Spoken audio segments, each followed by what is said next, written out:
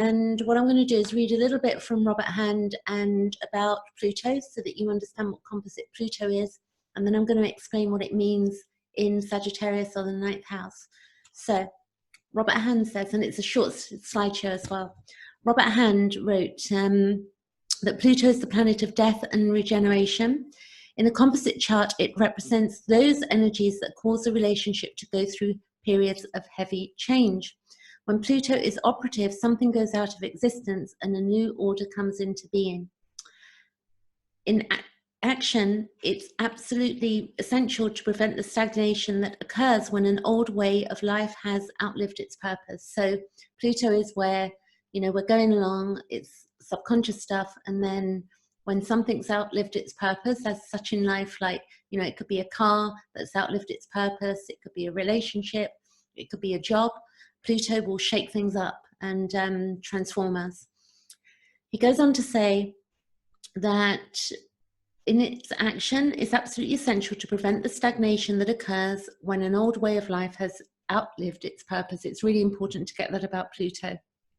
The old must be cleared away to make room for the new state of being that will follow. When dealing with Pluto, you must let go of whatever is going through the Plutonian crisis. When dealing with Pluto, also, you know, it's going to be a crisis thing or it's going to be empowerment. So it's going to be one or the other. We're going to be empowered or we're going to go into crisis. If you try and hold on to something that is properly dead, you will not succeed in saving it. You will only make the situation worse. So we can see that, you know, like we might keep, as I said, keep a relationship or a car or a job, and it's just going to make the situation worse when we know we've got to move on. Pluto operates with such tremendous power that it may be divorced from its death and regeneration aspect and be experienced purely as power. And what we're going to understand about power, there's healthy power and there's unhealthy power. So there's power that, you know, will sort of be life-giving, and then there's power that people will use that is life-draining and takes things away. The power results from the inevitability of Pluto's transforming quality. The transformation ruled by Pluto are those that arise from the very nature of what is transformed. Its effect is much an integral part of an entity as an object's weight, size, and color. Everything contains the set of circumstances that will eventually bring about its fundamental change, including its death. The power of Pluto comes from within. So now what I'm going to do is go to the next slide. Let me see. Okay, next slide. So this is some information that's going to help you as well to understand composite Pluto a bit more. So we look at the house and sign where composite Pluto resides, because that will show us the evolutionary intention and the prior life desire. Then it shows us where the relationship left off, and then the polarity point shows us the way forward to resolve karmic issues. We're also looking at the north and south nodes and the location of the rulers with Pluto, and you know, we combine that in evolutionary astrology.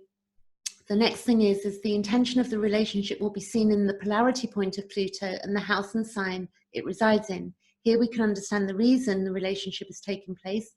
And what you can do is you can get Pluto, the Soul's Evolution Through Relationships, Jeffrey Wolf Green, and that's volume 2. Now here, next slide, this is a chart of mine dated the 30th of December 2019. Today we're on the 17th of January, but here you can see that my natal chart, Pluto, is conjunct 15 degrees of Virgo, and it's conjunct my MC. So that defines me personally, you know, without composite. And then we look at the houses that, you know, Pluto's in, and then we'll look at the aspects as well, which are really important because it's the way the planets are speaking to each other. And it defines, you know, if we got any hard hits to Pluto, if we got any, you know, like for instance, I've got Pluto there squaring my moon, but then I've also got Pluto trining a lot of planets there. And you can see here a sextile and another trine. So, you know, we can see what Pluto's up to. Then the next slide. This is a friend of mine and my chart put together. So it's an example. And as friends, we've got a 10th house Pluto, which you can see here, conjunct Uranus again, sorry, Pluto conjunct Uranus in Virgo, and it's a 10th house. So that's going to show that resolution in this friendship would be taking place by looking at the polarity point, and intention can be seen here. And then we'd look at the North Node, which is in Gemini, and we'd look for the ruler of the North Node, which is Mercury, because it's in Gemini. So we go to Mercury and we can see that's there. And then the South Node is in Sagittarius, and then we'd look, the ruler of Sagittarius is Jupiter. So then we build up a story of what this taking place in this friendship. And do know, you can look at, you know, all sorts of relationships, as long as you've got the birth time of the person. You don't want to play around with these things without the birth time, because you're not going to get the correct information. So next slide is Composite Pluto 9th house, Composite Pluto Sagittarius. So I'm going to read some notes I've made. So Composite Pluto, to know the reason for life and the relationship, it's to know the reason for life and deeper meaning and truth, to learn the consequences of being dishonest and with self and others. So two people in this relationship with Composite Pluto in Sagittarius or the 9th house, they're, you know, looking at truth and to learn the consequences of being dishonest with self and others. Here we have a soul connection, and it's not known why. You know, we may not know the why, but we know there's a soul connection. Here it's about philosophy and intellect, speaking on all subjects and sharing all sorts of stories. There's shared commonalities, and shared community deepens the connection and attraction to each other. So, you know, attraction just isn't in, you know, intimacy. It's like in friendships as well. We you know, we're attracted to people or each other in many different ways, and jobs as well. You know, we get attracted to, you know, working for a particular company or a boss or all sorts.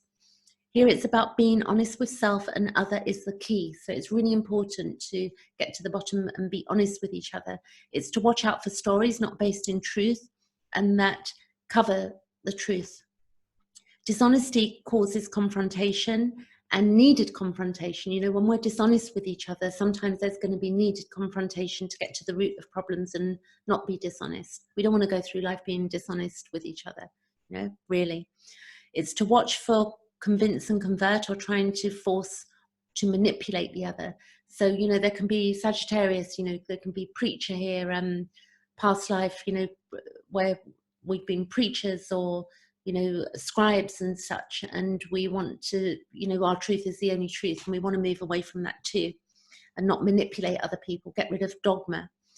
Here we're attracted to the natural law and the land and nature. And the composite then would be the Pluto polarity point. The composite Pluto polarity point is the 3rd house or Gemini. And here what we're correcting with, and this is the remedy, to be honest with each other at all times, to look to see if beliefs are agenda-based with each other, because sometimes, you know, we might have a belief system and it's agenda, meaning there's an agenda and we're agreeing just because we have an agenda. There needs to be an examination of belief systems. There needs to be honesty about needs and allowing independence in beliefs. So it's important to allow others their independence in their own beliefs, allowing past memories of dishonesty to surface to allow for forgiveness to occur, using intuition and following that guidance. So it's very important to tap into one's intuition and follow that guidance and not ignore that guidance. Placed here to share knowledge and truth and not dogma. So dogma is where I'm right and you're wrong and that's it, end of it. You know, we want to get rid of that. It's about increasing knowledge and conscious awareness. So the next slide is from Jeff Wolf Green, Pluto, Volume 1, page 346. And I love what he says here, Jeff Wolf Green. He says, the need to merge with source, with the source, the universal, requires that the individual leaps into the abyss with faith so that all barriers preventing this conscious union can be dissolved. Yet, this evolutionary need is commonly met with resistance and fear. Just as the wave can resist returning to the sea for a time, so too does the egocentric identification within the individual resist. Surrendering to the cosmic ocean or being from which he or she has originated. So you can see, like, we know, you know, to go with the flow and go with source, but we'll resist and we'll hold our dogma or fear, which is our egocentric nature. There's nothing wrong with the ego as well. You know, it gets a bad bashing. It's like the ego can be very healthy and be a healthy guide to us as well. So we need to be careful that we're not getting dogmatic about what ego is, and look at ourselves and educate ourselves around what the ego is as well. So next slide is that until you make, this is Carl Gustav Jung, he was born in 1875. He wrote, until you make the unconscious conscious, it will direct your life and you will call it fate. So this is, to me, very much truth, and to me that has a direct connection with Pluto. So as the unconscious becomes conscious, we begin to develop and change, and we change our ideas about things. And also he said that what you resist not only persists, but it will grow in size.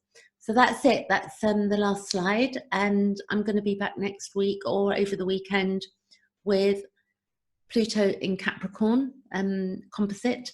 And if I do readings, chart readings, and looking at the wound, and also, you know, the wounds that we have, we can look at Chiron, we can look at the entirety of a chart, and we can begin to evolve and understand, you know, why we're here and the symbolism of what it means. And it's like a psychoanalysis. It's a way to psychoanalyze ourselves and to understand ourselves at a deeper level.